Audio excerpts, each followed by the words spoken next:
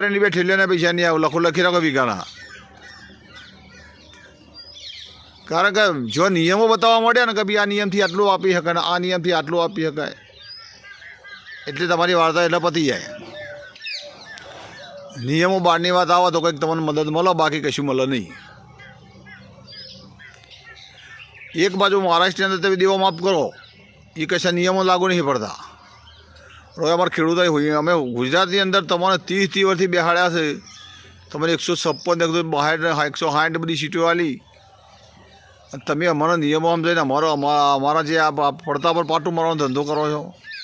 તમે વિચાર કરો કે તમે વીઘાના, તમે હેક્ટરની વાતો કરો, હેક્ટરે તમે 8,000 કે 15,000 કે 16,000 પાડો છો,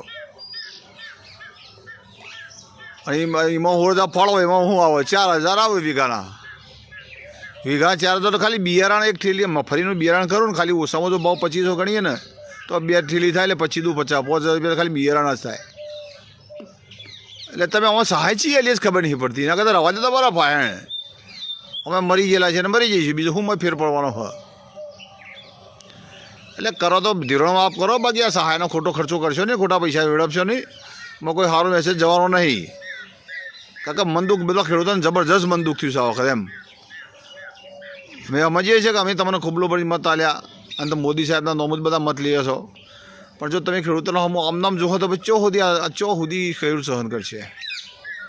એટલે વિચારો તો પોઝિટિવ, થોડું સારું વિચારો. હજી હવેરું છે કે આ રવા દો અને ધીરણ માફ કરવાનું કરો, નકર સહાય તો તમારા ખરું. આ બધી કોઈ આ બધા ખેડૂતોને તમારે મોઢા આગળ બધા હા હા હા હા કરશી, બાકી જે ખેડૂતોના મનમાં જે ડાઘ લાગી ગયો એ ભૂલશી નહીં પછી.